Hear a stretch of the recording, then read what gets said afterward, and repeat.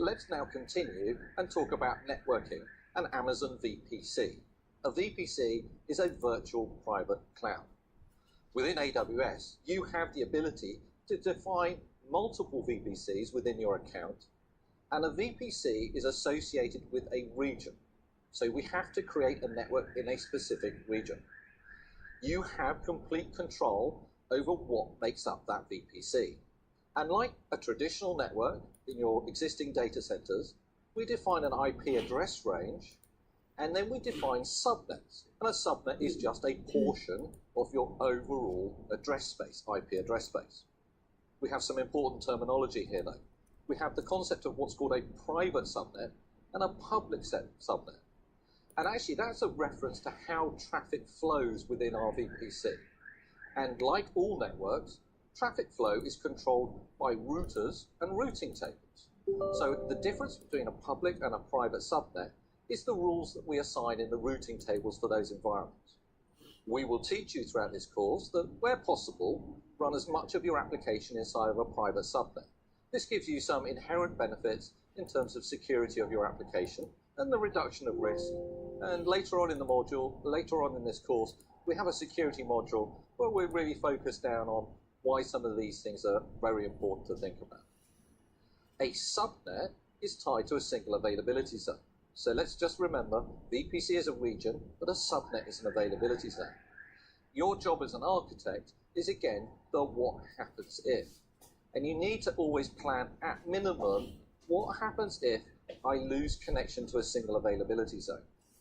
We need to make sure that we have the building blocks or the foundations within our network, to distribute our application across multiple availability zones. So when we build a VPC, we nearly always put subnets in multiple availability zones so that we can then distribute our resources across those AZs or subnets as well. So let's take a little example of a VPC diagram.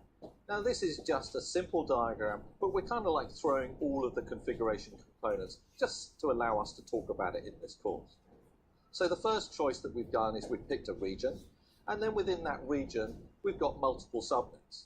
And there again, you can see clearly one of those subnets is public and the other one is private. In actual fact, on the right-hand side, we have something called a VPN-only subnet. So again, what's different is how the traffic is configured to route throughout this network, how traffic moves. We can put different types of servers in different subnets, control how those networks communicate with each other with what we call network access control lists, and we can even control at the server level, or the EC2 instance, how traffic flows in and out of a server. That we control with a security group. Referenced here as well are some other configuration options that you get to build with your VPC. We have something called an internet gateway that enables communication from applications inside of this VPC to talk out to the internet, but also potentially for the internet to talk in to your VPC. So we are always going to pay attention to security when we add the internet gateway. We can also add a virtual private gateway shown on the right-hand side, linking the VPN-only subnet to the customer network. So again, all of this is controlling, and we'll make reference to some of the security models later about what we call the onion layer of security. We control how traffic flows in and out of my network with a network ACL. We control how traffic flows in and out of my server with a security group. And then we control what traffic flows in and out of subnets with routing tables.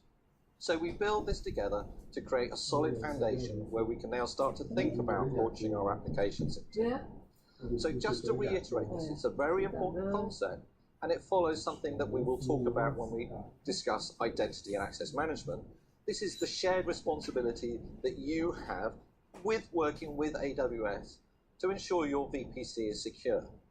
We give you this concept of a security group, the per server firewall. But you have to configure that security group, and then we take the rules that you write and we enforce them. Together we have to get this right. There is a shared responsibility to get this right. And so this extends to security groups, network ACLs, even things like key pairs, the process of authenticating yourself to your servers. So a very important but quite simple model to control security.